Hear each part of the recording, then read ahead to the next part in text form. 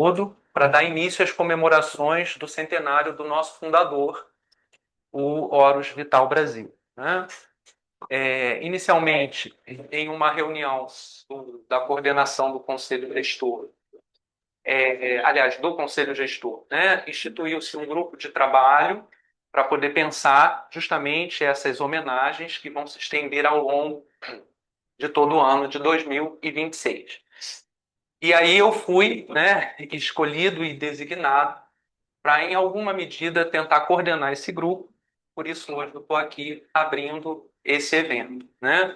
Só queria fazer um adendo, assim, uma coisa curiosa, né? Que quando me ligaram para fazer esse convite, para eu poder organizar, né, o grupo de trabalho, eu estava dirigindo e estava no celular no Viva Voz, né, do carro, e no momento eu parei num sinal de trânsito, né?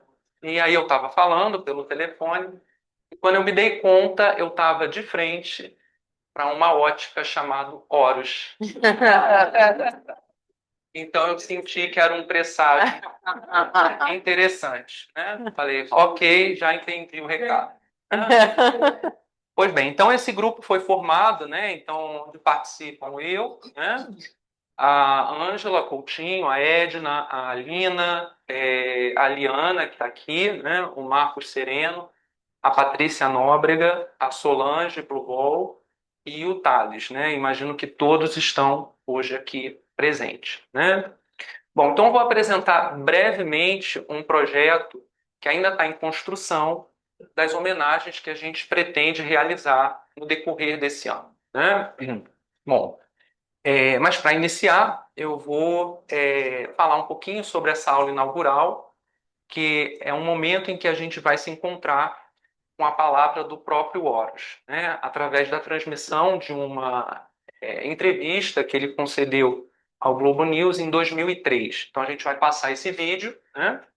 E em seguida a gente vai abrir uma roda de conversa, né? Para a gente poder falar um pouco sobre, iniciar esse debate, né? Sobre o legado teórico clínico que o Horus nos deixou, né? Apontando, como mostra bem o nosso logo, para o infinito, né? Para frente, não só para trás. Tá?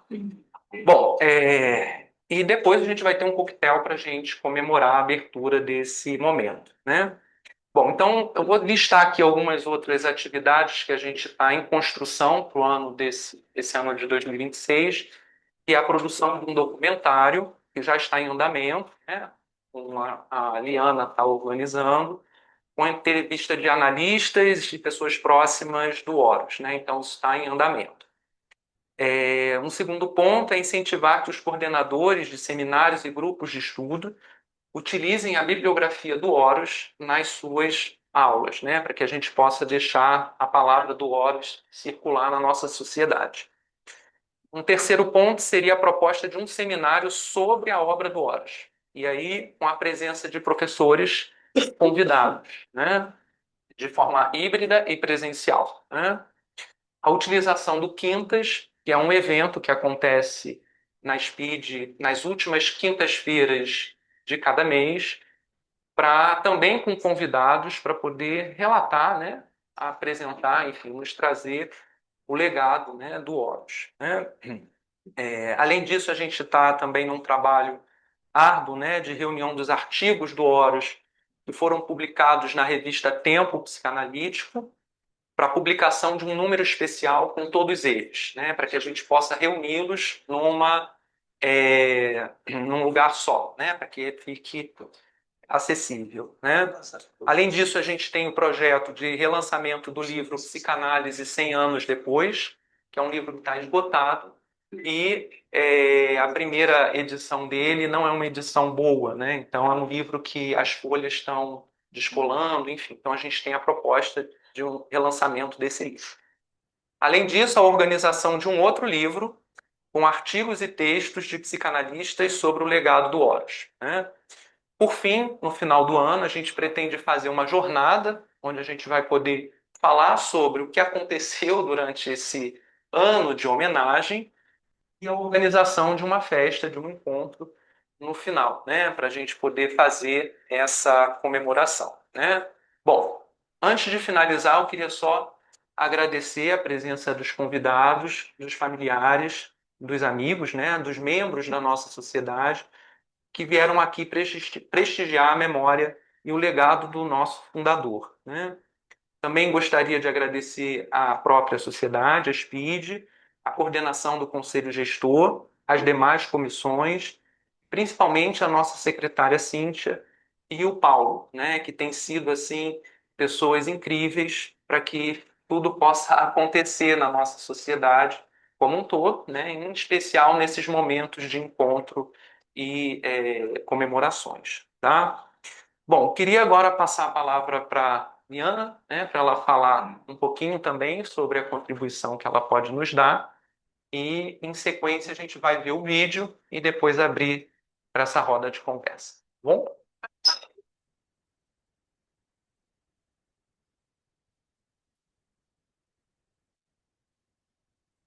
Bom, para quem não me conhece, eu sou Liana, filha do Horus, mais nova. Estou muito feliz de participar dessas comemorações dos 100 anos. Comecei já um documentário, a gente já fez uma diária para aproveitar uma amiga dele que mora fora e que estava aqui, mas a gente está organizando várias entrevistas agora para o mês de março, que vão ser feitas pelos meus amigos que estão aqui documentando o evento também. Queria agradecer a Ângela, a Speed, todos os membros da Speed aqui presentes, que conheceram e que não conheceram o papai. Ele era realmente um cara especial que tocou muitas vidas. Queria agradecer especialmente os convidados que estão aqui hoje, minha sobrinha Joana, meu primo Emílio, minha sobrinha Nola, a Jo Gondar, a Luciana, sobrinha dele também, a Inês, Luiz Alberto, a Ellen e a Marina, que foram próximos de papai e vão dar entrevistas nesse documentário, né, o depoimento deles sobre a história que eles compartilharam.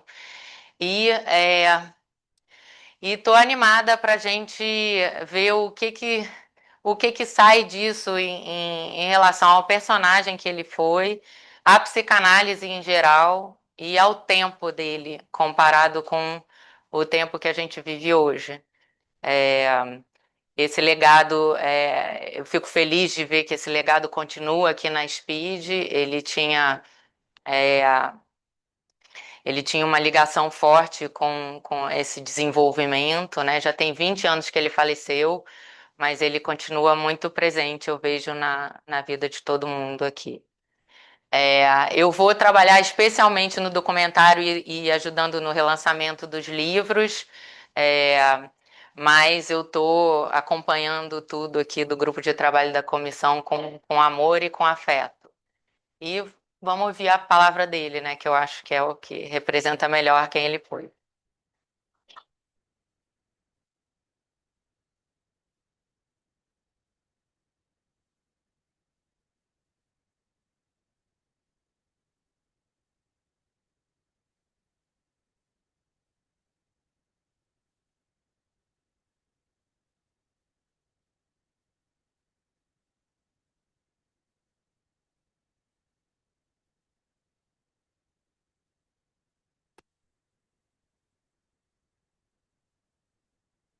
Linhas teóricas.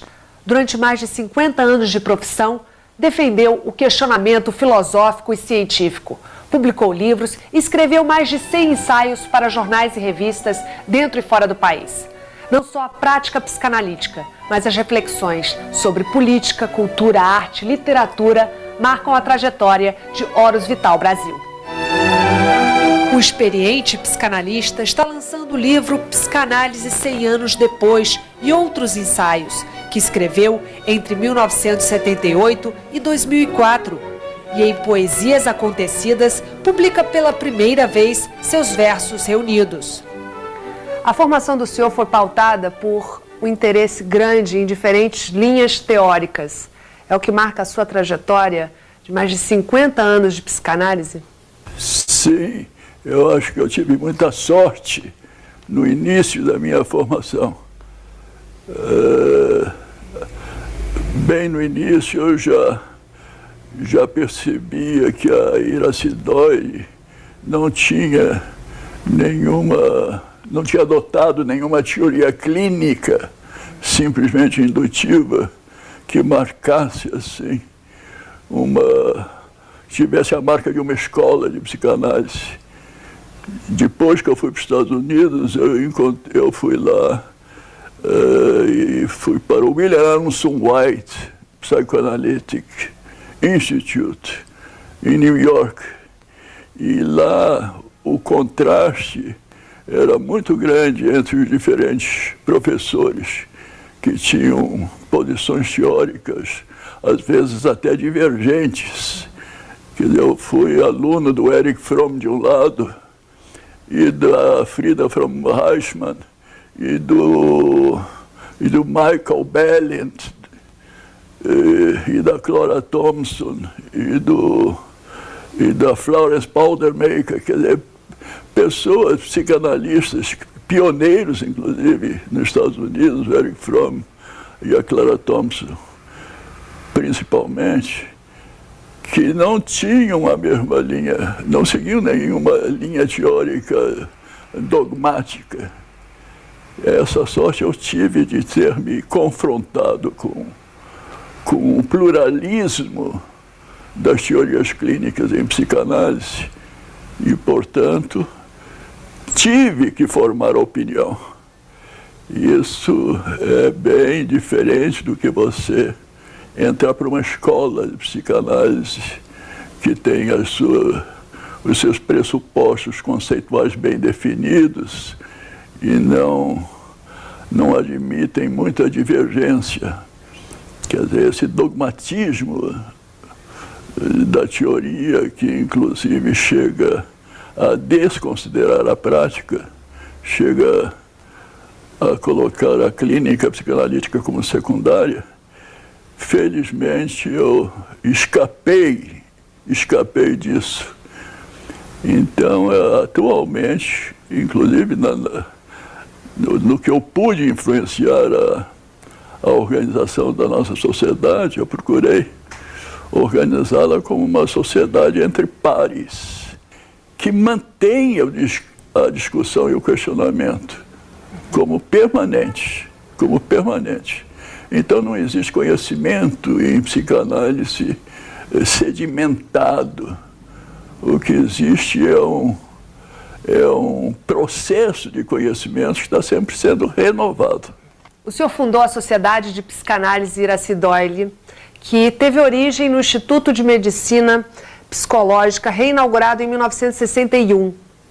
Como é que a psicanálise era vista naquela época? Na época, só existiam duas outras sociedades. A Sociedade de Psicanálise do Rio de Janeiro e a Sociedade Brasileira de Psicanálise, que surgiu de uma divergência da Sociedade de Psicanálise do Rio de Janeiro.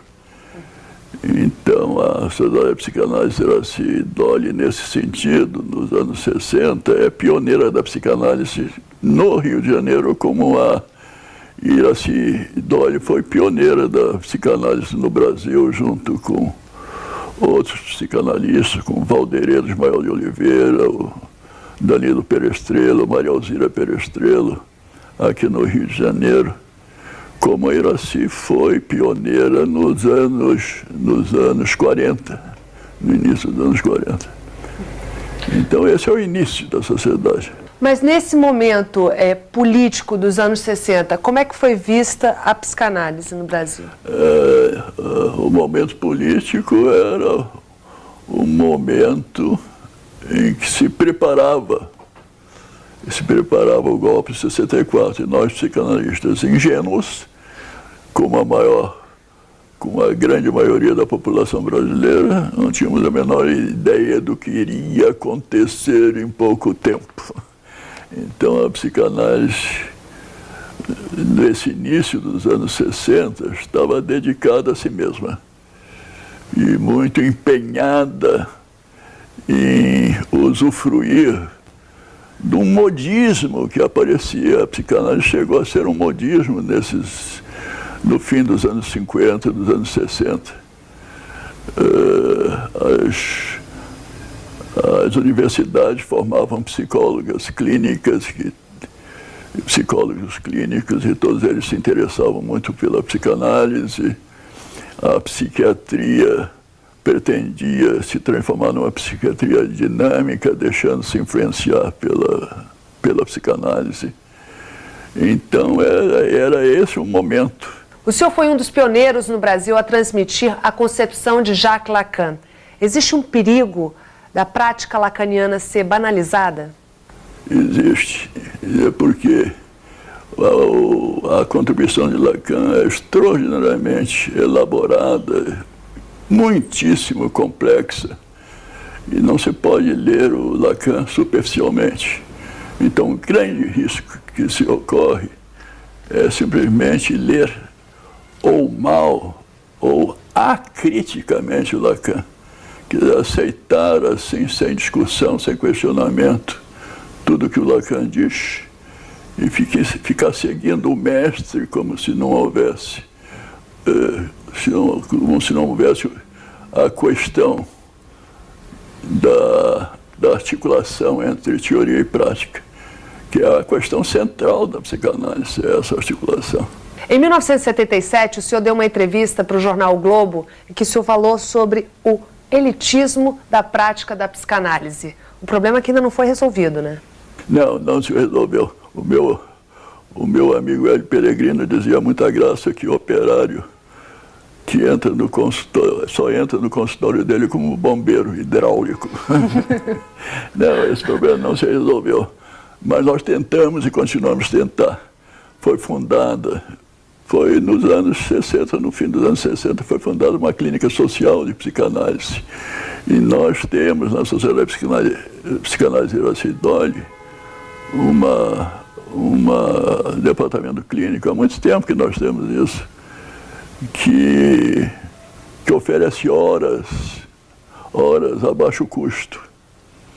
O problema é que a psicanálise, para se realizar nesse nível não elitista, ela precisa reconhecer que nesse nível é muito mais difícil aparecer a demanda de análise. Geralmente as pessoas pressionadas por situações financeiras e pressionadas economicamente, elas estão procurando uma solução mais fácil e mais rápida.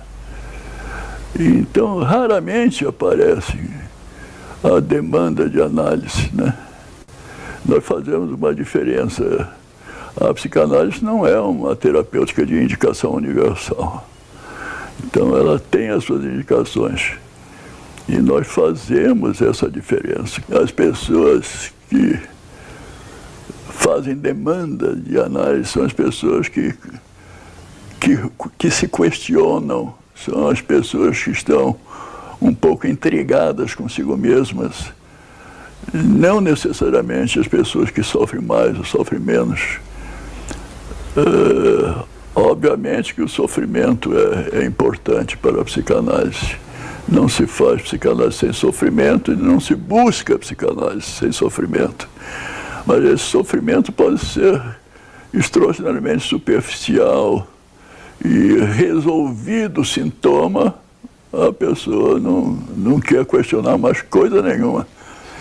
Ao passo que existem outras pessoas que, ao superar o sofrimento, descobrem um amplo campo de questionamento, interrogação de si mesmas e da sua relação com o mundo. E é aí que o psicanalista, enquanto praticante da função simbólica, pode ouvir que existe demanda de análise.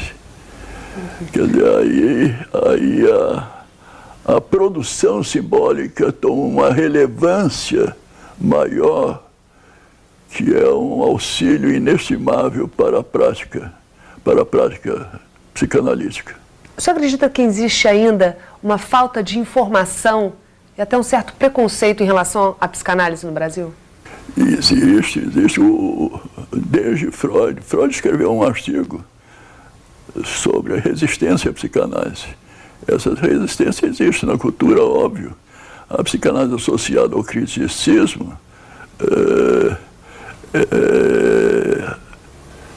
dá uma agudeza à crítica social, né? Que é simplesmente inaceitável para quem quer manter o status quo, para quem quer manter tudo parado, né? Sem movimento.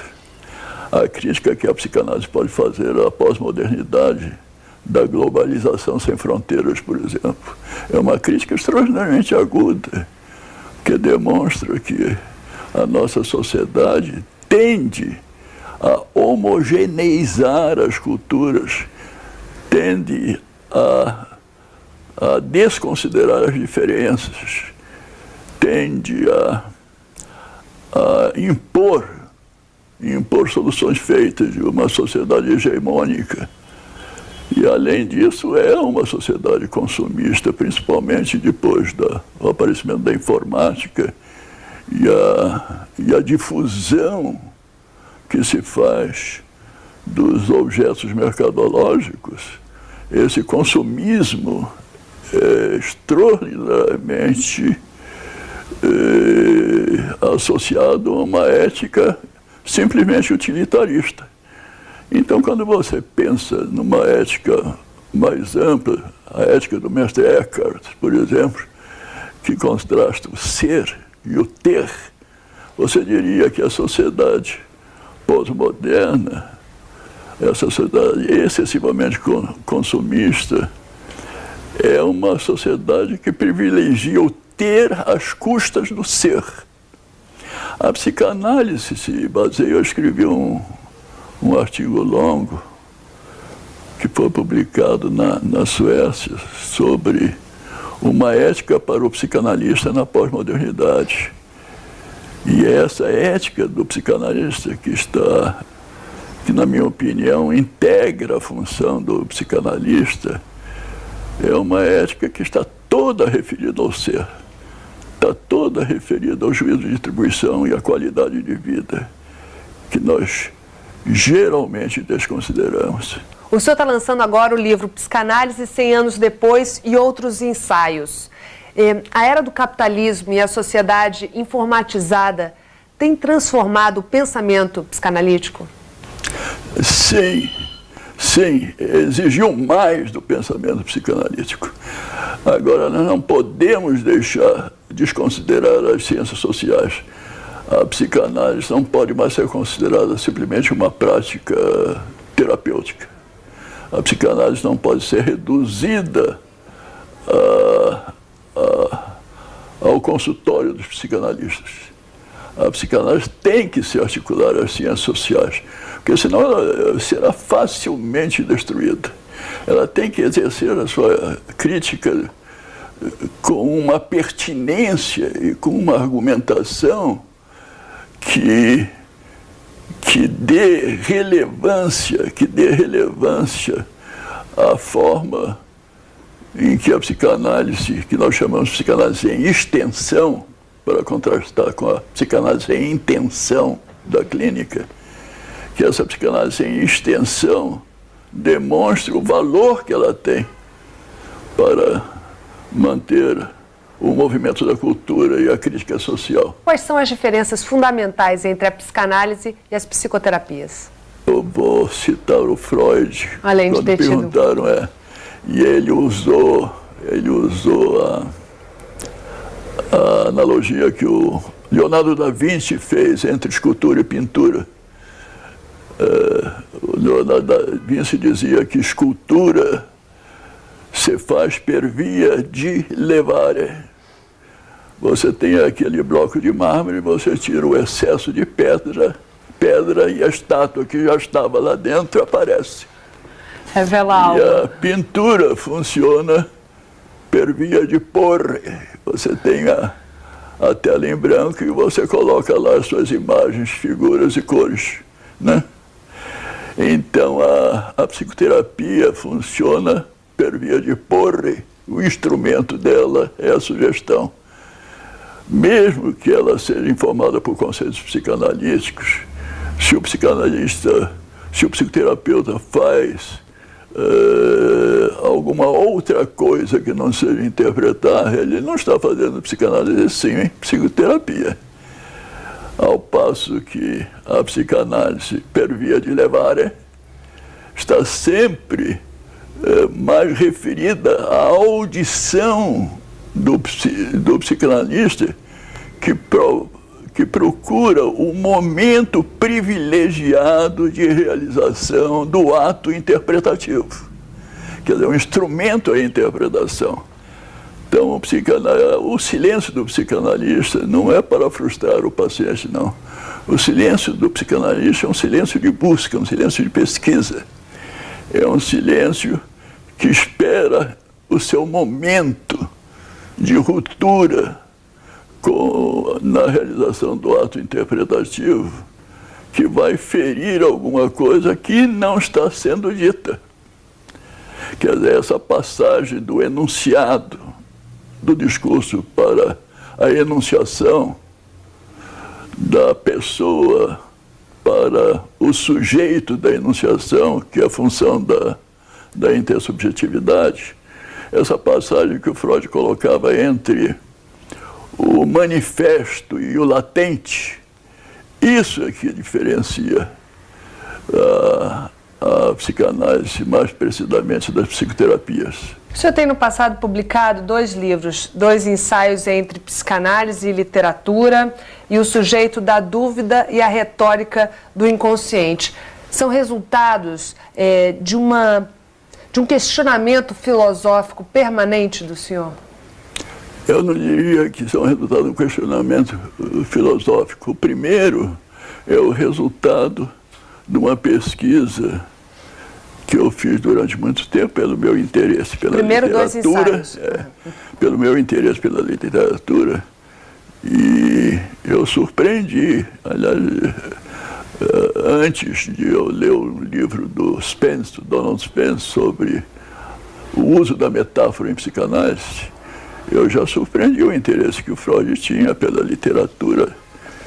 E o Freud era um estilista admirável, tanto que tirou o prêmio Goethe de literatura, ele não tirou o prêmio Nobel de medicina, e sim o Goethe de literatura. Escrevia admiravelmente bem. E a partir desse meu interesse em literatura, surgiu esse livro que procura demonstrar como a psicanálise se aproxima muitíssimo da literatura, que a psicanálise usa uma linguagem mitopoética. O Freud usou Sófocles e Shakespeare à vontade, né? Complexo de Édipo. A figura do Narciso tem uma importância extraordinária para definir uma estrutura básica na constituição do sujeito. E assim por diante. Que essa linguagem mitopoética é a linguagem que mostra a importância da psicanálise em associação à literatura. Esse livro é uma consequência desse meu interesse de aproximar psicanálise e literatura. É possível se valer da literatura para falar da importância da psicanálise? Sim, sim. E eu acho que muitos literatos, principalmente os mais modernos, valorizaram a psicanálise nesse sentido. E a psicanálise influenciou a literatura. O senhor também está lançando Poesias Acontecidas, sob o pseudônimo de João Navarro. Qual é o papel que a poesia assumiu na sua vida?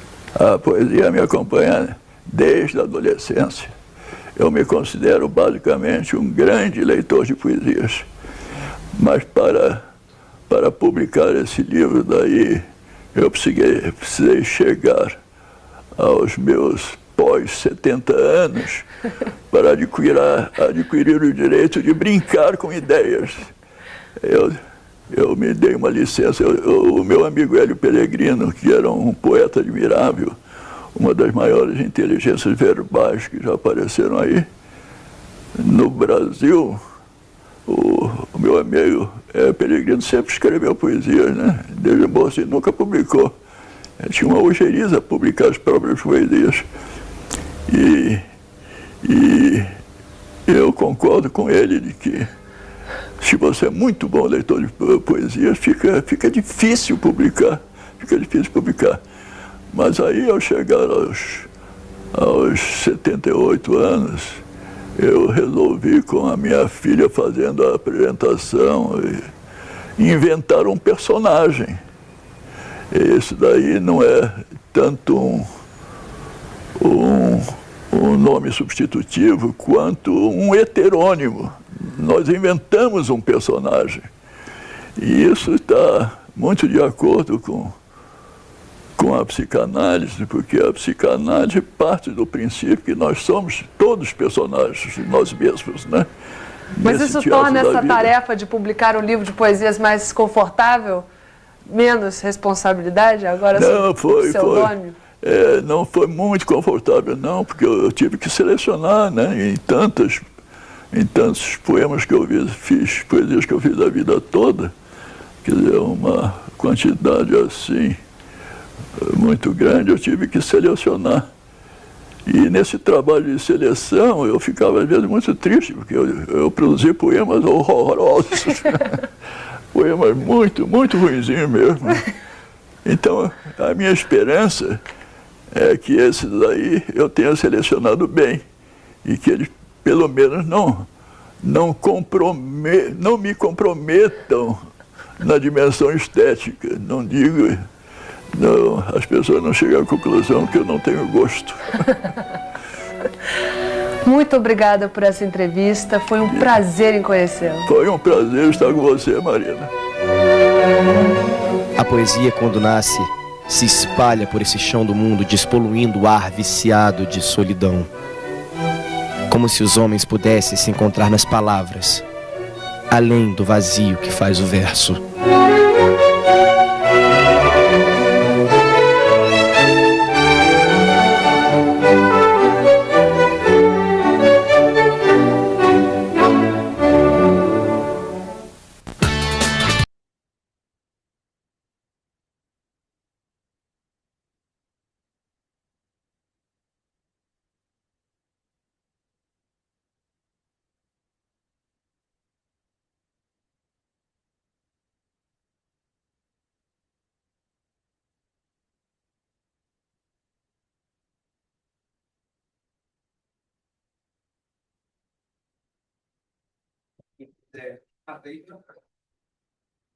Quiser começar,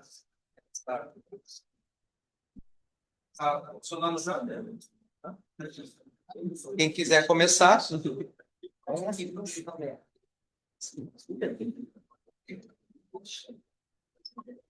Esse? É esse daí? Os dois estão funcionando? Os dois estão funcionando.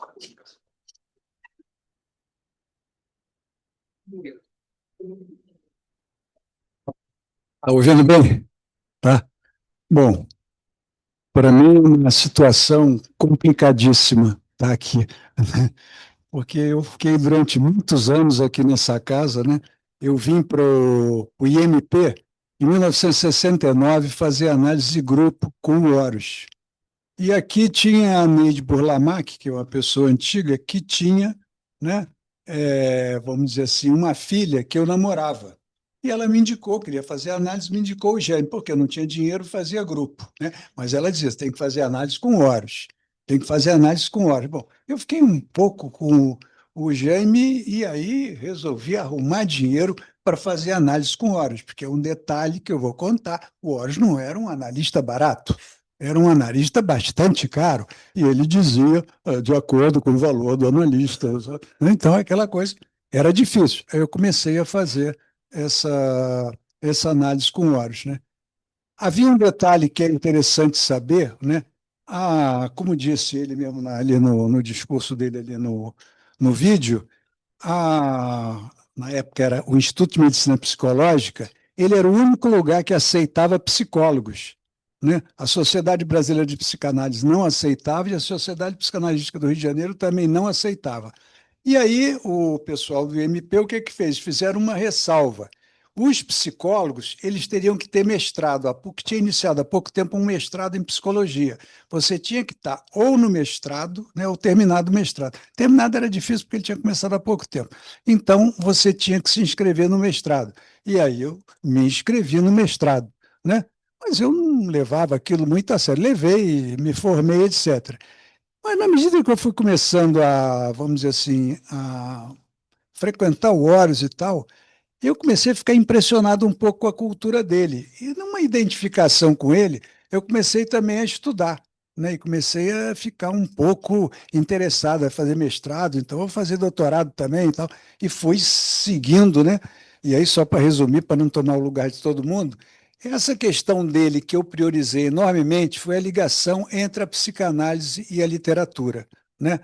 O meu livro, que eu expliquei para ela, é o que é o Freud Machado de Assis, uma interseção entre psicanálise e literatura, ela tem citação do Horus para tudo que é lado, né? Porque quando o Horus escreveu o Dois Ensaios, eu imediatamente já imaginei que eu ia apresentar na PUC um projeto nessa linha. Eu apresentei um projeto em psicanálise e literatura, usar, né, Machado de Assis, que é a minha especialidade, através do Freud. Por isso é que virou Freud Machado de Assis, né? Até porque eu sempre recitava esse chavão, né? Que o Freud dizia que os escritores eram precursores da ciência e também, né, da psicologia científica. E foi assim que eu fui entrando. E eu me analisei com Horus, eu acho que mais de 20 anos. Mas no final, né, o que é que acontecia? Ele virou também orientador da tese, que eu dizia, vou botar isso, vou botar aquilo, eu dizia, citei isso, citei aquilo, já está muito cheio de citação minha, então ele era um pouco modesto, mais ou menos, né?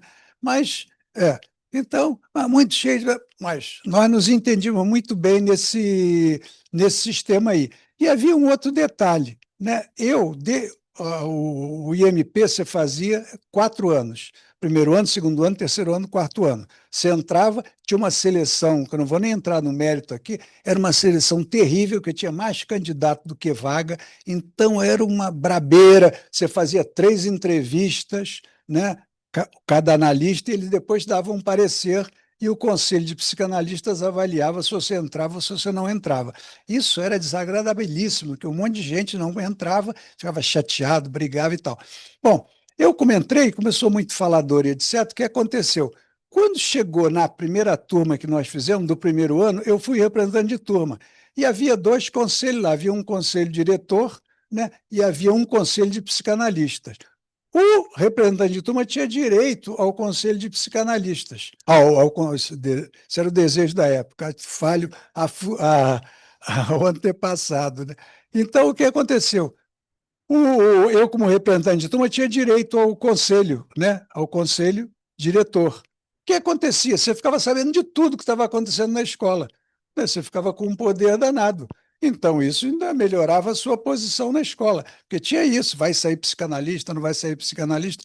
Então, essa questão, essa experiência com Horus, era muito trânsito nessa linha psicanálise e literatura, né? E muito trânsito na política da escola, né? Tá, fulano, não sei o que, porque se alguém frequenta sociedade de psicanálise, tem um monte de confusão, um monte de coisa para bastidor. Eu fui secretário-geral, assisti coisas que eu não vou contar aqui, mas coisas que você não acredita, mas acontecem, né? O secretário-geral recebia carta, né? Carta da paciente falando sobre o doutor fulano. É um bode aquilo, né? Uma confusão, como é que vai fazer? A moça diz que vai processar, mas não vai ter testemunha. Então, é uma situação assim, eu fiquei muito envolvido com essas questões, né? E sempre que tinha esses bodes, eu consultava o Horus, né? Sempre discutia com ele. Então, ficava uma intimidade entre eu e ele muito boa, né? E depois aconteceu que eu me juntei, né?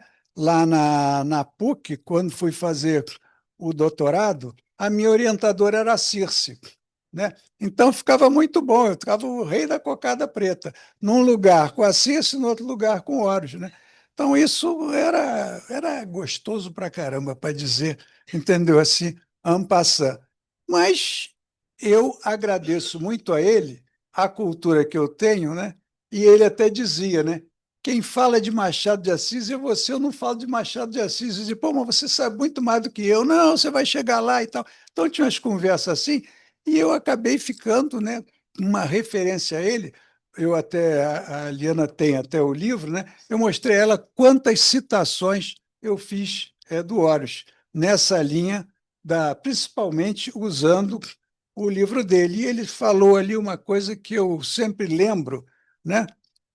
Dentro dessas escolas de psicanálise, que ele diz que tem que se valorizar a clínica, porque ele sempre apontava isso, né? A psicanálise é uma prática teorizada e muitas instituições se perdem. Eu sei porque coordeno instituição e o que acontece? O cara sabe explicar teoria para tudo que é lado. Eu pergunto, mas como é que faz na sessão? Né? Por causa disso. A psicanálise é uma prática teorizada, né? Você pode saber teoria, teoria. Estar com o paciente é outra coisa, né? Então, só para dar uma passada aqui no papo, para ouvir as outras pessoas, que tem muita gente querendo falar aí também. Obrigado a todos aí.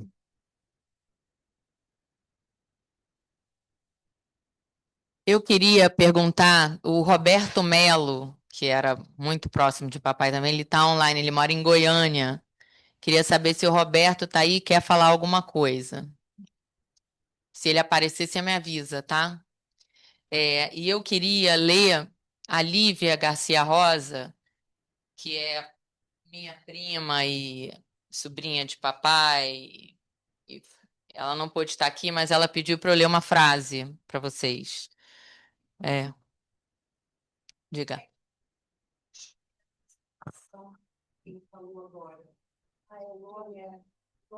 Ah, esse Luiz Alberto Freitas.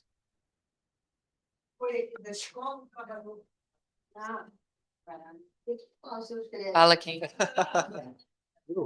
Olha, eu comecei aqui, né, no antigo IMP no ano de 1969, como cliente do Jaime. E depois, em 70, 71, eu já estava cliente do Horus. E foi a minha vida inteira aí com o Horus, né? E como eu disse, e depois o Horus passou a ser um orientador, porque ele não era professor da PUC, né? Ele passou a ser o meu orientador, principalmente no doutorado, né? Porque, inclusive, teve uma infelicidade. No dia da minha banca de doutorado, para entrar, né, a Circe morreu, faleceu. Né? Foi um problema, porque ainda teve essa marca. Não teve a banca e disse, Luiz Alberto, você não tem mais orientador, vai ter que se candidatar o ano que vem. Eu me candidatei o ano que vem. E eu digo até, porque vai parecer né, uma exibição, mas o ano que vem eu estudei tanto que eu passei em primeiro lugar no concurso. Né? Mas já não tinha mais a Circe. Mas foi também uma experiência muito importante, né? Eu e a Circe com Baudrillard era ótimo. Cícera era minha mãe. Não vou poder estar presente à comemoração do centenário do Horus, mas envio umas palavras em louvor a esse tio. Horus é irmão de minha mãe. Aprendi muito com ele, não só sobre psicanálise. Aprendi a estar no mundo.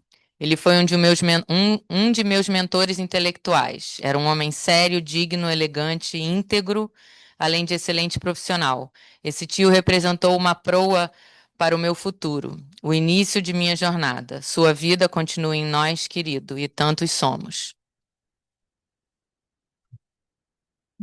Oi? A Lívia Garcia Rosa, ela é filha da irmã do meu pai, a Cássia, que era arpista. E Lívia foi atriz, depois foi psicanalista, fez supervisão com o papai e hoje em dia é escritora. É uma excelente escritora. Inclusive, tem um livro dela que chama Divã em Série, que eu tenho certeza que vocês todos iam engolir em meia hora, porque é um livro fininho e ela fala sobre todos os analistas dela e ela dedica esse livro ao papai. E eu queria falar também das minhas irmãs que não estão aqui. A Alicia não veio, mas enfim, se faz presente aqui comigo. E Leila, que já faleceu, duas das filhas dela estão aqui. E Leila, a Lívia era muito amiga da Leila. Então, para mim é inacreditável que a Leila não está aqui nesse momento. Então, eu queria lembrar ela porque Ela era membro da SPID também, e psicanalista, e a filha mais velha, o papai teve a Leila quando ele tinha só 20 anos, e ele me teve com 48. Então, foi uma longa distância, assim, e ela era muito, muito querida, e tenho certeza que teria muito a contribuir se estivesse aqui. É, bom, queria passar para a Edeline, se o Roberto Mello aparecer, você avisa. Muita felicidade de estar aqui, muita emoção. O Boris foi meu analista, supervisor. O Boris foi meu supervisor, foi meu analista, amigo querido, foi analista da minha filha, e eu acompanhei muito da vida dele e a presença dele no mundo, né? Acompanhei a relação dele com a Circe, que trouxe para a psicanálise uma coisa muito importante, ela trouxe Bakhtin, ela trouxe a palavra, ela trouxe alguma coisa que se casou com o percurso do Horus. Teve muita influência do Sullivan, que mudou o modelo fisicalista, né, para um modelo cibernético e de comunicação, e que foi precursor do Lacan. Então, foi um encontro amoroso, um encontro de trabalho muito importante. Depois houve o nascimento da Liana, que trouxe muita alegria a todos. E aí eu me lembro do casamento da Liana e do que o Horus falou. E o que ele falou, acho que representa tanto. Ele disse que queria que a felicidade, que o amor, né, entre o Ross e a Liana fosse que nem um seixo jogado num lago, né, que ricocheteasse e formasse círculos concêntricos cada vez mais amplos e contaminasse mais e mais pessoas. Então, era muito Soares, essa generosidade, essa gentileza, esse querer partilhar da felicidade, né, com os outros todos, né? E a presença dele na psicanálise em extensão, eu estou falando assim salteado, porque são coisas que, enfim, foi sempre muito, muito importante. Ele esteve presente com o Betinho, ele albergou o Hélio Pellegrino, que estava perseguido pela ditadura, na casa dele, para que o Hélio continuasse a clinicar, isso correndo risco, ele, o Horus e a família do Horus, né? Ele fazia esses movimentos de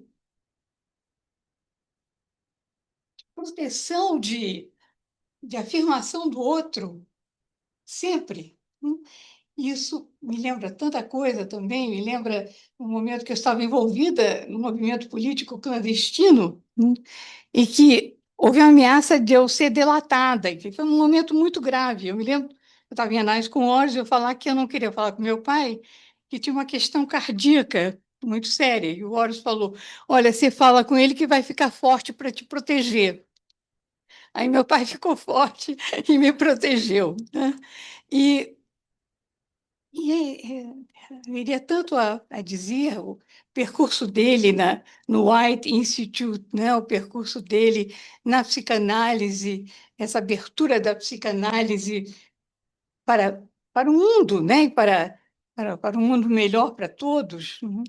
Essa presença dele nos escritos. E eu também, bom, eu cursei o William Lamson White, tive depois analista, o Jerry, que foi analista dele, então era como se fosse a criação de uma família.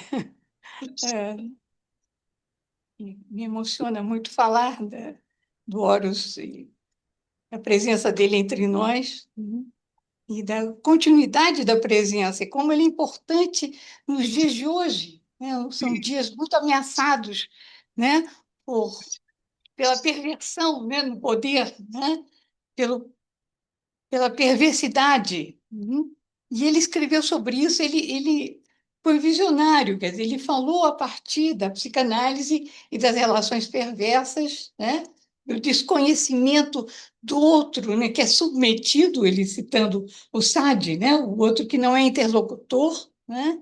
E aí falou do horror que é essa paixão pelo poder, né, que leva a desconsiderar os outros. Então, é um chamado a todos, né, nós, os psicanalistas, enfim, nós, para tomarmos uma posição no mundo, não só na clínica, mas na psicanálise em extensão, né? Na literatura, como o Alberto falou há pouco, na escrita. Eu me lembro dele ter escrito para mim, eu escrevia muitos textos de denúncia de situações terríveis, quer dizer, desejou muita sorte nos meus escritos de denúncia. Bom, eu teria muito a falar, mas eu acho que é isso aí que eu...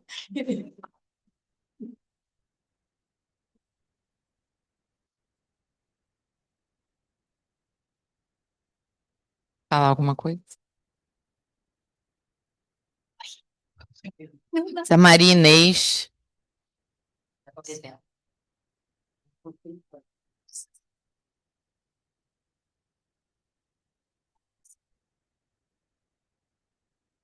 Olha só, meu nome é Maria Inês França. Eu tive o privilégio de conhecer bastante o Horus e a Circe, dois queridos. Ele foi meu supervisor. Fiz minha tese de doutorado também orientada por ele. Na verdade, ele foi meu verdadeiro orientador, o que era da PUC não foi tanto. Enfim, mas é muito difícil falar dele, eu sempre fico muito emocionada, porque depois nos tornamos grandes amigos e é uma figura como vocês viram aí, né? É uma figura imensa. Acho que é um privilégio e acho maravilhoso dar continuidade a que todos que não puderam estar com ele ou conviver com ele e aprender com ele e, e ter toda essa graça que ele tem, né? Porque esse poeta existia nele, né? Nos últimos tempos do Horus, eu também tive esse privilégio de passar várias tardes lá na sua casa com ele e, e ouvir e ler muitas poesias, e era como ele se distraía e ria muito. Era uma capacidade assim de fazer essa associação com o brilhantismo da pluralidade de pensamento pela psicanálise, pelo espírito crítico e pela graça da poesia. Então, sinceramente, um cara incrível.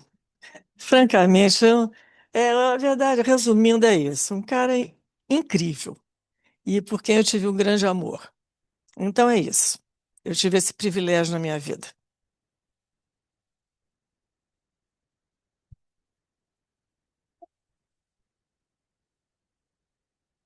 Meu nome é Marina. Eu disse para a Liana que eu não ia falar, porque eu achava que eu não ia dar conta, que eu ia ficar muito emocionada, mas a fala de Alberto, seguido da Evelyn, seguido da Inês, me fortaleceu de alguma maneira, porque é isso aí, né? Uma grande pessoa. E aí eu queria deixar um depoimento muito curioso. Eu, bem adolescente, 16, 17 anos, por sofrimento interno, pensei em fazer psicanálise. Era pouco conhecida no Rio nessa época, não era uma coisa muito divulgada, mas, curiosamente, eu sempre me dei com pessoas mais velhas e tinha uma grande amiga que tinha sido cliente da Iracy Doide durante muito tempo. E ela me indicou o Horus. Beleza, o Horus não tinha hora. Aí eu fui fazer uma outra análise, e também por uma questão financeira, naquele momento ainda eram meus pais que pagavam, fiz uma análise de grupo durante um tempo e, em seguida, agora eu vou tentar o Horus de novo. O Horus não tinha hora. Aí eu procurei um outro analista, já eu podendo bancar uma análise individual durante alguns anos e outra situação me levou a querer mudar de análise. Passei um tempo sem, agora vou procurar o Horus. Aí consegui. Consegui, foram 20 e tantos anos, e depois ficamos amigos. E eu acho que o que mais me levou a falar foi a sua fala a respeito da fala do Horus no casamento da Liana e do Russell. Eu estava lá também, e foi muito marcante aquilo. E aí a gente, né, ficou assim, Liana é da idade das minhas filhas, mas Leila é uma saudade imensa e fui aluna de Circe quando eu fui fazer mestrado para poder entrar para a SPID. Enfim, é isso. É uma saudade imensa e o prazer de, no fim, é uma coisa importante. O Luiz Alberto lembrou bem, o Horus era careiro. Era careiro, era bem careiro. Essa altura, eu já casada com filhos, tivemos uma situação gravíssima, muita dificuldade financeira, e o Horus era generosíssimo, me deixando ficar na dívida, pagando quanto eu podia por mês. Assim eu fiz durante algum tempo, mas não estava achando legal aquilo. Aí a gente acho que já estava assim, numa coisa de muita amizade. Eu falei, olha, não vai dar. Eu não quero, eu não sei quando que eu vou saldar essa dívida. Não dá, não está bom isso, não. Vamos interromper. E aí eu fui amiga dele, fui tomar chá lá várias vezes. Muita saudade do Kiefer agora, me deu vontade de falar, porque fui lá, eu e o Kiefer, tomar chá com o Horus mais de uma vez. E eu fui, depois de não ser mais cliente dele, mensalmente entregava a cinésia e saldei a minha dívida, e é isso, gente.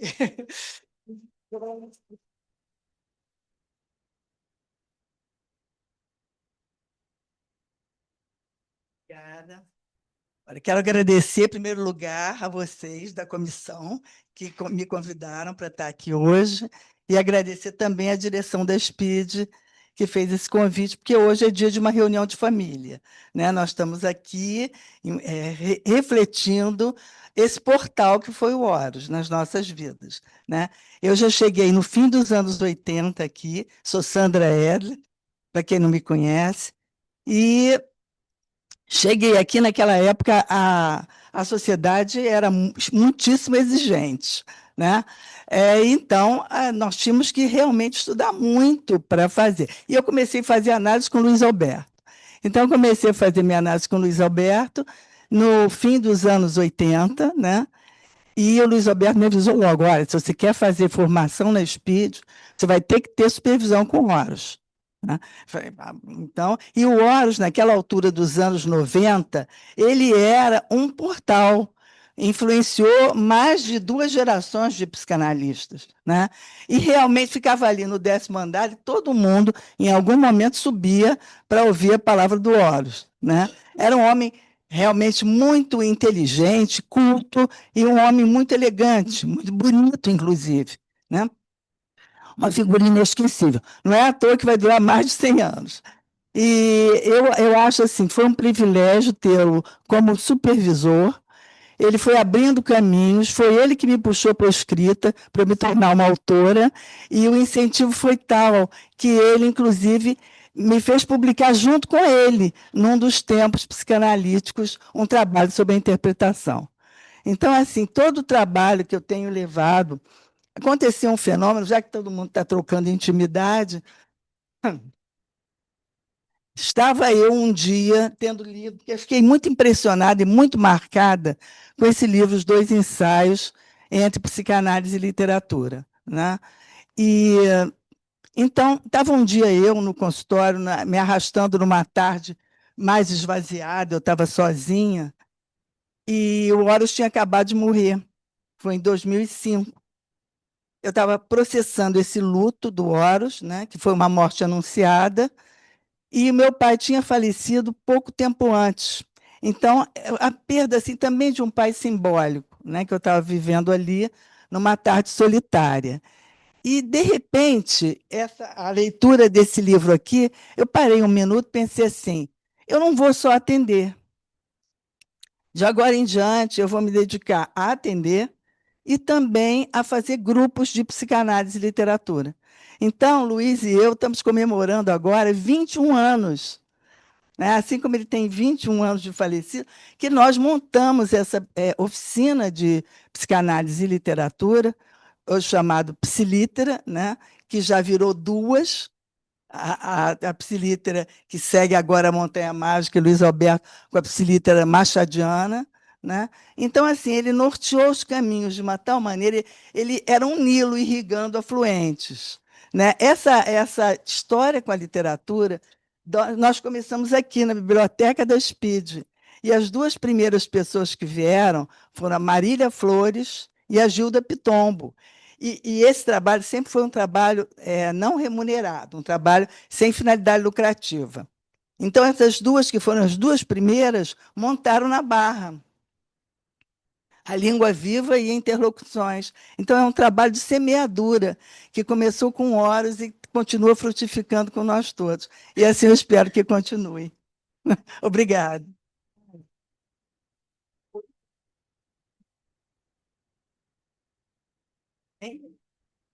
Jô. Vamos lá.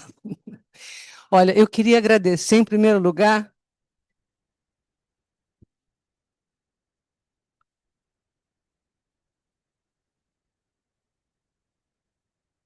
está ouvindo? Eu queria agradecer, em primeiro lugar, esse vídeo que vocês tiveram a ideia de passar. Como transmite, assim, como ele era atual, o Horus, o pensamento que ele está colocando ali, como é legal que o pessoal mais jovem possa acessar isso que foi dito há mais de 20 anos e é absolutamente atual, né? Foi muito bom rever, assim, eu sou de uma geração um pouco mais nova, então eu fiz mestrado e doutorado com a Circe, e eu conheci o Horus através da Circe. E todo mundo falava do Horus, eu tinha 20 e poucos anos, e o Horus era aquela sumidade, eu tinha uma coisa, uma preocupação assim, não é? E aí, quando eu tive contato com ele, porque eu fui fazer um grupo de estudo e também fui fazer supervisão, ele era esse sujeito absolutamente simples, plural. Ele falou muito do Hélio Pellegrino, o Hélio era aquele sujeito solar, né? E tal, que tinha aquela veia política forte, e o Horus tinha uma outra coisa, era uma outra vibe, ele era um sujeito mais contido, elegante, profundo, com uma cultura filosófica muito grande e muito sensível, e era sempre muito agradável, né, estar com ele, e ele tinha muito humor, eu acho que transparece ali também, né, o humor que ele tinha, é um humor muito fino e tal, e tem uma história que ele riu tanto. Eu vou contar essa história. É porque é, ele foi chamado para dar uma palestra na Amazônia. E ele não queria ir, ele já estava mais velho nessa época e tal. E ele disse assim: Você vai no meu lugar. Eu era garota, eu fiquei preocupadíssima. Aí montei 5 palestras e tal, escrevi tudo, escrevi e tal. Quando eu vi a plateia, eu vi que eu tinha que deixar tudo aquilo de lado. E aí eu comecei a explicar o que que era psicanálise, e aí foi mais difícil na hora de explicar o que que era a questão da castração, né? Eu expliquei que era castração simbólica e tal. E aí tinha alguém na plateia, o cara que estava promovendo, que disse assim: é preciso que vocês deixem essas palavras penetrarem em vocês. E aí levanta alguém e diz assim: mas é para castrar ou é para penetrar? E o Horus ria tanto. Eu tive até um pouco de. Fiquei um pouco sem graça de contar essa história para ele, mas ele morreu de rir. Ele tinha um humor muito, né, mas era esse humor refinado, mas nessa hora ele deu uma gargalhada muito boa, sabe? Foi uma saudade assim muito grande ver o Horus falando e a atualidade assim. Eu acho que é uma inspiração para a gente, uma inspiração para o pessoal mais jovem, essa pluralidade. Você vê um sujeito que trouxe o Lacan, um dos precursores do Lacan aqui, e ao mesmo tempo defendendo uma pluralidade. É tão diferente dos lacanianos que se mantêm numa escola, numa vertente, né? Quer dizer, ele mantinha isso, e eu acho que a SPID ela foi criada com essa abertura, com essa pluralidade, era uma coisa muito nova na época. Agora a gente fala sobre isso, discute, mas era uma novidade muito grande e uma novidade assim com um embasamento, assim, uma ligação entre psicanálise, sociedade, teoria crítica. Ele gostava muito de Adorno, ele gostava muito desses pensadores da teoria crítica e ele articulava de fato isso, né? Foi muito bom ter tido esse contato, eu sou muito grata.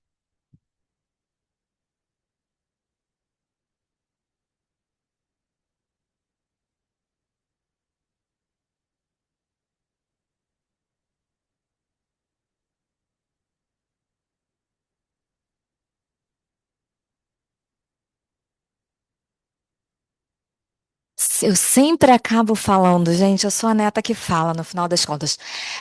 Eu sou Joana, eu sou a neta do Horus, eu sou filha da Leila, do João, eu sou a filha do Garcia Rosa, sou filha da Lívia Garcia Rosa, então eu tenho pedigree de psicanalista e eu nunca fiz análise.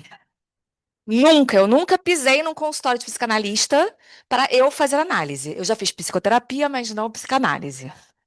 Então, assim, tem isso. E meu avô, porque ele era meu avô, né? Ele não era Horus Vital Brasil, psicanalista e tal. A Speed, gente, era onde meus pais iam quinta de noite. Mas a Jo falou do humor do meu avô, né? O meu avô é a pessoa mais doce que eu já conheci, até hoje. Ele tinha uma doçura com a gente que eu imagino que para as filhas fosse diferente. Assim, talvez ser filha do Horus Vital Brasil, e ainda mais a minha mãe, que virou psicanalista por causa dele, deve ter sido muito difícil. Mas para mim, talvez para minha irmã que está aqui, minhas outras irmãs, ele era o nosso avô. Ele não era o Horus Vital Brasil psicanalista. Então ele era muito bem-humorado. Ele era muito doce. Ele ria muito com a gente. Obviamente que ele não sentava no chão e brincava, né? Porque, vamos ser realistas, não acontecia. Mas uma coisa que ele fazia e ele fez todos os anos da minha existência é que ele dava livros pra gente de Natal. Sempre. Eu não me lembro de nenhum Natal que eu não tenha ganhado um livro dele desde muito pequena. E isso para. Oi? Muitas vezes com a Zena Liana quando ela cresceu, mas ele sempre deu livros. Então foi muito legal assim ouvir essa parte do psicanalista tão ligado com a literatura. Porque para mim, eu tenho quase certeza que a gravação foi feita no escritório dele, na casa dele. É, que era esse lugar que você entrava e era. As paredes eram todas de livro, né? Tipo, acho que tirando a janela, eram estantes de livro para todos os lados. Tinha sofá, a mesa dele e uma poltrona, que era onde ele sentava. E eu lembro de ir de tarde para casa dele e eu sentava lá e a gente sempre lia. E o que ele sempre fazia era que ele nunca, nunca, nunca julgou nada do que eu estava lendo. Nada. Então, se eu queria falar de Pedro Bandeira para ele, ele me escutava. E aí ele sugeria um livro. E depois sugeria outro. E por causa disso. Eu sou uma super leitora, eu leio muito, eu sou uma pessoa que leio muito, eu leio de tudo, mas por causa disso eu também fui uma pessoa que, antes dos 15 eu já tinha lido quase tudo de Shakespeare, eu já tinha lido Adorno, muito, antes dos 20 se eu não me engano. É, eu li muito Machado de Assis, todos os clássicos brasileiros. Eu li porque ele estava lá, eu falava de uma besteira que eu estava lendo, uma coisa de criança, e ele me dava um livro, lê esse, e lê esse, e lê esse. E isso, na verdade, me formou um pouco como pessoa também. Não do jeito que formou vocês, né? Ele não era meu professor, ele não era meu supervisor, não era nada. Ele era só meu avô que indicava livro. Então, essa parte de ouvir sobre a relação da psicanálise dele com a literatura, eu, na verdade, sabia, acho que, né, lá das histórias e tal, isso, aquilo. Mas para mim, o meu avô é essa pessoa incrivelmente inteligente, mas incrivelmente generoso com a inteligência dele. Eu nunca me senti burra perto dele, eu nunca me senti uma pessoa que eu não poderia dar minha opinião. E eu acho que, de certa maneira, quando você é uma pessoa tão inteligente quanto ele, talvez o maior legado que você possa deixar para os seus estudantes, para sua família, é a generosidade de escutar a pessoa que está falando sem julgamento, por mais inteligente que você seja. Então, assim, eu aprendi muito com ele, eu aprendi muito com vocês hoje aqui também. E é isso. Obrigada.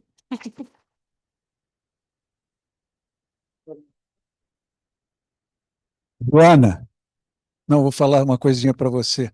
O Horus, quando escreveu o livro dele, você leu, ele trouxe uma contribuição que é muito interessante, a questão do chamado personagem permanente, né, e as matrizes da subjetividade. Né? Personagem permanente, por exemplo, um ciumento, aí se cita Dom Casmurro. Né? Então, é ele que trouxe essa arrumação aí do personagem personagem permanente e as matrizes da subjetividade. Só para depois eu te explico isso, se você quiser, é só para te dar uma referência. Oi, eu sou a Nola, eu sou a outra neta, e ao contrário da Joana, eu faço análise desde sempre, eu vou continuar fazendo, eu vou continuar precisando. E com meu avô, Eu sou a tímida da família, eu sou absurdamente tímida, eu tenho uma dificuldade.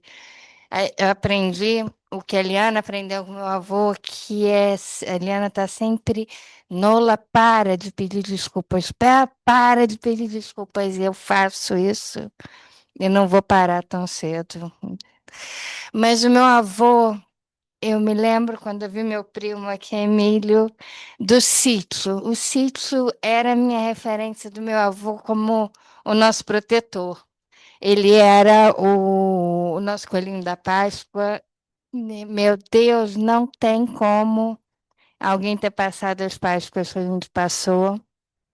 E de manhã com o irmão dele, sair pelo sítio e totalmente não psicanalista, mas cada passando pelo pomar, fazendo todo aquele ciclo do sítio. E uma vez eu fui mordida por um cachorro e ele veio e tomou todas as decisões e me protegeu. E eu disse para ele: vô, não precisa, tá tudo bem. Ele teve que sacrificar o cachorro e ele, Nolan, não, você é mais importante do que ele. E isso tem que acontecer. Essa foi uma lição que ele me deu, que algumas coisas têm que acontecer. E meu avô era o único que me falava isso verdadeiramente, desde o dia que eu consegui começar a entender as palavras até o último dia dele. Falar a verdade e falar de uma forma simples, elegante e sempre passando carinho apesar de tudo. É isso.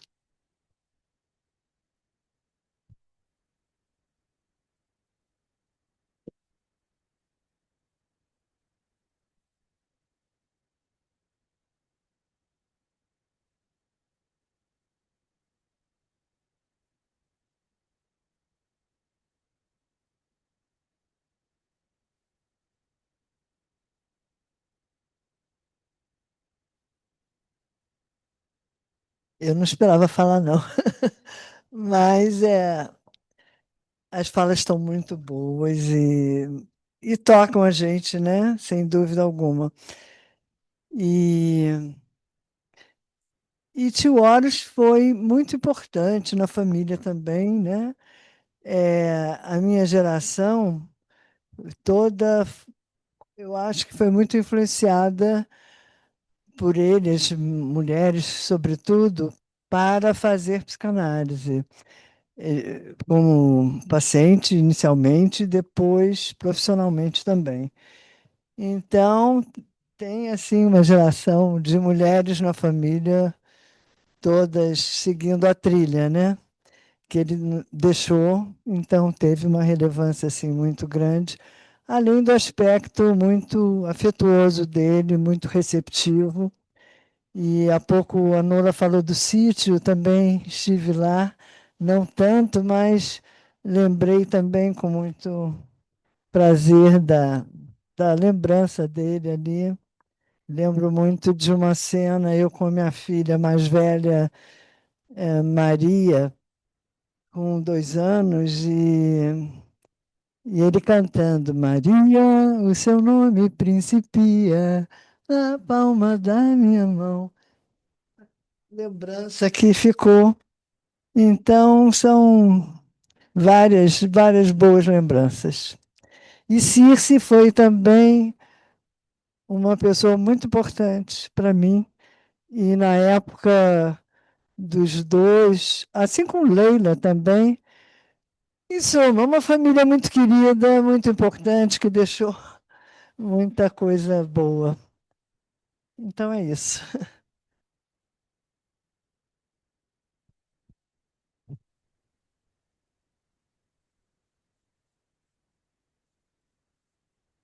Boa noite, eu sou Ângela Coutinho.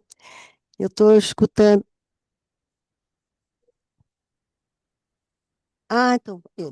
Vamos chutar o Roberto. Roberto. Oi, Ângela. Oi. Meu nome é Roberto Melo. Quero agradecer ao convite para participar dessa rememoração, dessa comemoração. Estou juntando aqui as minhas emoções para falar de uma pessoa que teve e tem uma importância crucial, decisiva na minha vida. Quero agradecer a Liana, as pessoas presentes, a SPID, e me lembrar dos últimos momentos em que eu estive com o Horus, logo após a sua doença. Eu saí de Goiânia para visitá-lo, e isso foi pela última vez. Depois de aproximadamente uns 20 anos de análise, em que se misturaram as análises de grupo, até por questões financeiras também, e as análises individuais. E nas análises de grupo, eu tive a chance de saciar um pouco a minha fome de contatos sociais, já que eu estava vindo de uma experiência de uma escolaridade de internato, no Colégio Pedro II, internato, em que passávamos por um regime muito estrito de não convivência com o sexo oposto, convivência com as meninas, com as mulheres. E, em determinado momento da minha vida, eu fui buscar a análise, porque, para mim, as mulheres se tornaram um sintoma, se tornaram um enigma que eu não conseguia resolver sozinho. Então, foi com a ajuda do Horus que eu pude minimamente resolver essa questão. A minha dificuldade de falar em público, a minha dificuldade no relacionamento amoroso, em que pude me casar, ter filhos, viver uma experiência de criatividade, graças ao seu incentivo para a escrita. Ele sempre me dizia: escreve, Roberto, escreve. Isso me impulsionou muito. Eu fui jornalista, até hoje eu tenho alguma participação no jornalismo daqui de Goiânia, numa revista digital chamada Ermira. Graças ao seu incentivo também, eu pude fazer uma tentativa, que acabou terminada, uma tentativa de fundação de uma instituição, a Fazenda Freudina de Goiânia, em que me inspirei nos ensinamentos que pude contar do Horus, não só na desdramatização do início da clínica. O que é preciso para a gente exercer a clínica Horus? Uma sala, uma mesa e 2 cadeiras. Não precisa muito além disso. E o ponto de vista da instituição, disse: olha, não faça nunca sozinho, associe-se com pessoas, não decida nada de crucial isoladamente. E assim uma série de intervenções, de pontuações que eu pude contar. Por exemplo, a propósito da morte do meu irmão, eu telefonei de madrugada para ele, dizendo que meu irmão tinha sido vítima de um erro médico, de um erro de psiquiatria, assim como o meu pai. São 2 pessoas da minha família que morreram de erros médicos, de excesso de medicação, internados que estavam, E quando meu irmão morreu, eu, de madrugada, liguei para o Wallace, olha, meu irmão morreu, eu estou aqui sem saber o que fazer, muito angustiado. Disse, o que que você pensa em fazer? Eu disse, eu não sei. Você, qualquer coisa que você faça, você não vai trazer o seu irmão de volta. Eu estava pensando simplesmente em processos, em entrar numa demanda muito terrível. Mas se você quer entrar numa demanda, eu recomendo o teste de Lindsay. E assim nós fomos, continuando a nossa análise, interrompidas algumas vezes. A análise de grupo. Na análise de grupo, eu pude entrar em contato com esse caráter de pioneirismo do Horus, que já falava, nos anos 70, em objeto de desejo, objeto causa de desejo, para desespero de alguns irmãos de grupo, né, que achavam aquela teoria muito pedante, muito difícil. Eu me lembro que no círculo, durante o período da Clínica Social de Psicanálise, fundada pelo Hélio e pela Catarina, ele escrevia a fórmula da metáfora, todo mundo ficava arrepiado com aquilo, né? Então, era sempre um convite a mais, um convite para avançar na teoria, um convite para avançar nas questões culturais, uma preocupação que ele apresentou no vídeo, né, que nós acabamos de assistir, de uma extrema atualidade, né, se a psicanálise não se abrir para as questões sociais depois dessa era da informática, facilmente será destruída. Isso é uma questão da maior atualidade, que foi, naquele momento, há mais de 20 anos, lembrada por ele. E na última conversa que eu tive com ele, conversa que durou 3 horas seguidas, ele me chamava muita atenção para alguns aspectos teóricos. Olha, não é 2 princípios do funcionamento psíquico, o texto freudiano.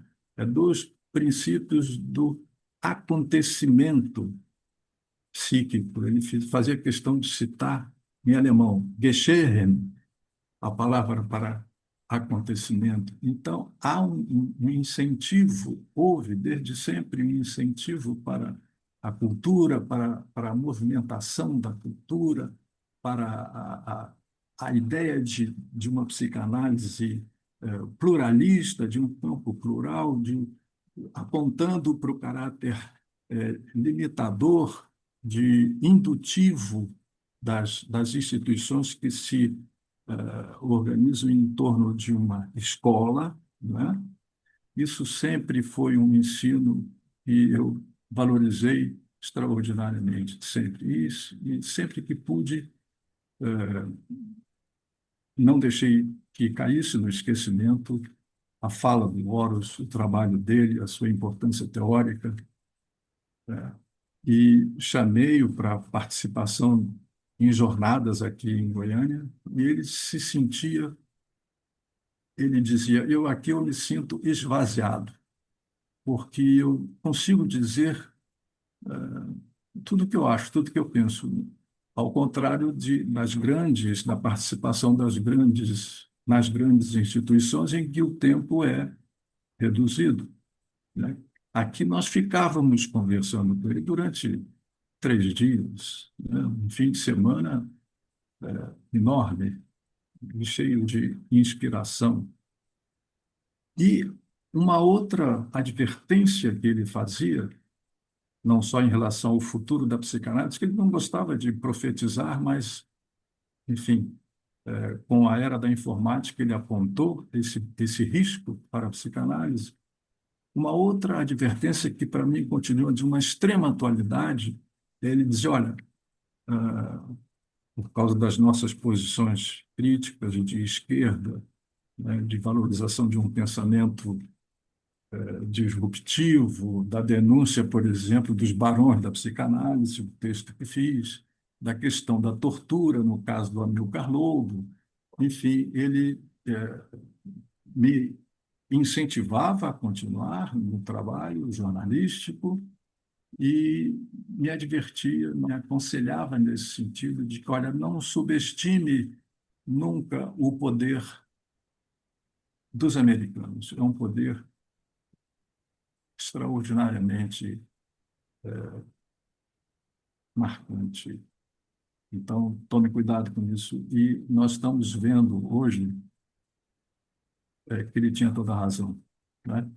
O governo Trump está aí exibindo uma modalidade de imperialismo que não dá o menor trabalho para os historiadores estudarem, porque as coisas estão acontecendo de uma maneira manifesta, como se fosse um videogame, né? Genocídios, essa extraordinária violência, esse risco de uma autoextinção da própria espécie, enfim, esses riscos todos que corremos. E eu gostaria de concluir citando uma espécie de bordão nos artigos do Horus, quando ele fazia conexões com outros saberes para além da psicanálise, filosofia, linguística, literatura. Ele dizia: podemos concordar com fulano quando ele diz que esse podemos concordar era uma marca estilística, uma marca de sua posição ética, de sua posição política, e que me inspira até hoje. Muito obrigado.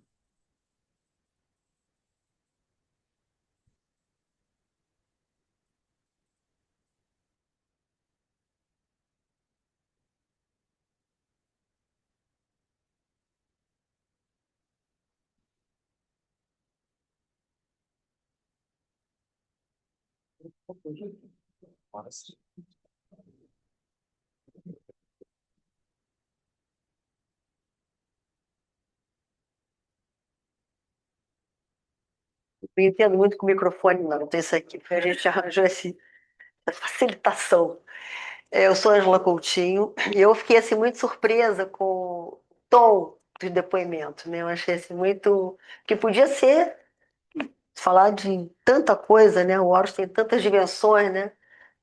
O legado teórico clínico foi o que a gente falou menos aqui, né? Que a gente ouviu mais, porque foi um depoimento muito mais da emoção, do conhecimento, né? E quando a Marina, nós fomos colegas de formação nessa época, quando ela falou do encontro, da tentativa de fazer análise com Horus, eu me lembrei, né? E no início dos anos 70 fazia uma análise, e aqui existia uma clínica social na SPID, então era um valor simbólico.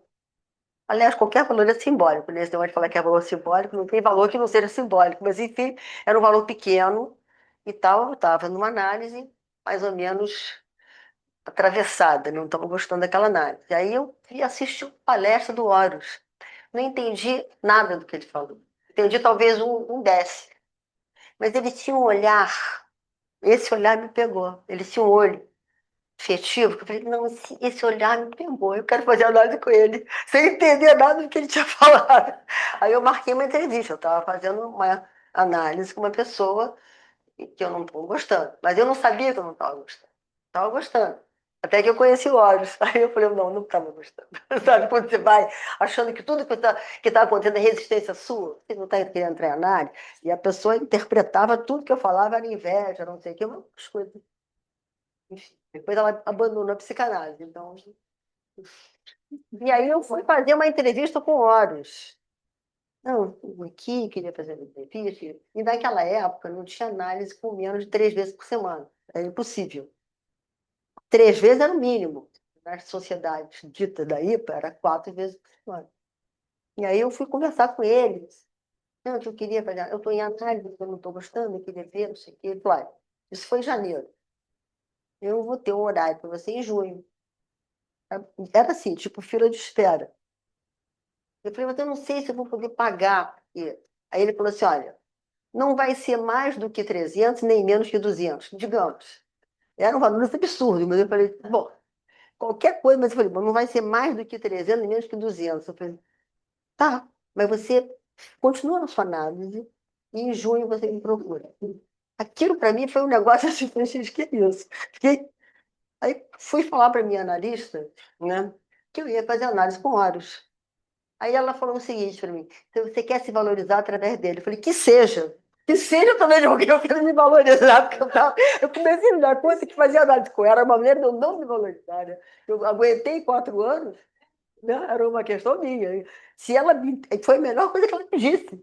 Eu queria me valorizar através dele. Eu falei: que seja, uma boa notícia. Então, eu achei muito interessante que os depoimentos foram muito mais assim, no dado da emoção, né? Então, o meu primeiro encontro com o Ori foi um encontro que racionalmente não me disse nada, praticamente nada, mas ele tinha um jeito de olhar, de sorrir, uma coisa de um afeto muito sutil. Não era uma pessoa derretida, não era derretido, mas ele tinha uma coisa sutil que me pegou. Então, eu não vou falar muita coisa mais, porque eu fiz análise, supervisão, aulas, tudo com ele. E tive uma vida institucional também com ele, né? Mas eu queria falar mais um detalhe, né? Também, quando a gente pensou nesse centenário, nessa comemoração, eu comecei a rebuscar as coisas do Horus, né? E eu me dei conta, eu fiquei muito surpresa, apesar de novas gerações, não sei quantas depois do Horus, pessoas que não conheceram Horus e nem conhecem a obra do Horus, e, no entanto, a palavra do Horus é exercida aqui nas entrelinhas. Isso eu fiquei muito surpresa, assim, que por mais que a pessoa não tenha lido nada do Horus, não tenha conhecido o Horus, aqui na Espírito tem uma marca do Horus, nas entrelinhas. Que marcas são elas? O pluralismo, a liberdade de pensamento do Horus. Ele diz assim, com Lacan eu vou até aqui. Gente, isso aí não é qualquer fala. É de uma ousadia.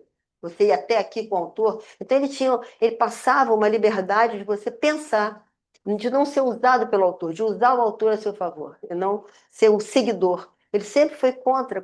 Ele dizia que ele era um líder de pensadores independentes. Ele não era um líder de pensadores, de seguidores. Ele não tinha seguidores. E aí, eu conversando com um colega, que não sei se ele está aqui agora, que dizia assim, aqui na Espírito tem vários Horus. Assim, se você perguntar para alguém, o que foi Horus para você? Não, ele falou tal, tal, tal. Então, assim, outra coisa. Então, ele, do mesmo jeito que ele fez com os autores, de ter a liberdade de usar os autores a serviço do pensamento dele, né? Ele também nos delegou essa liberdade, né? Da gente poder. Ele diz assim: você tem o direito e o dever ético de ler uma página de um autor, você tem que ter uma leitura crítica, em crise de entendimento, para você poder discordar, concordar, fazer alguma coisa com isso. E ele dizia o seguinte, e não uma leitura dogmática. E eu tinha uma colega lacaniana, xiita, que dizia assim, eu só posso discordar daquilo que eu conheço. Só posso discordar do Lacan quando eu conhecer a obra toda dele. Aí eu falei, então você está se condenando a uma escravidão voluntária, porque nunca vai se conhecer a obra dele toda. Primeiro que tem coisas inéditas, segundo que tem a tradição, que é a traição, enfim. Então está escrava, não tem jeito. E o Horus dizia o contrário. Se o autor na página seguinte disse outra coisa, tudo bem, mas essa página eu tenho o direito e o dever ético de ter uma leitura crítica. Isso não é qualquer coisa. Eu acho que esse legado permanece no espírito, nas entrelinhas, mesmo que não se fale do Horus. Isso é muito interessante. E essa ideia do pluralismo não é uma ideia assim, diferentes abordagens teórico-clínicas só, mas é um posicionamento ético diante da psicanálise como um saber inacabado. O sujeito da dúvida, a ideia de nunca você ter... Ele derrubava qualquer mestre da verdade. Ele ficava muito com Foucault nisso, né? Os mestres das suspeitas, no sentido de duvidar de qualquer verdade que se supõe absoluta. Então, isso aí está na FIDE, com altos e baixos, crises aqui e ali, como toda instituição, né? Em todos os momentos, mas essa palavra de ordem do Horus, nas entrelinhas, está sempre presente. E eu queria agradecer a todo mundo que está aqui presente, que é uma emoção a gente estar falando do Horus aqui. Tá? Bem,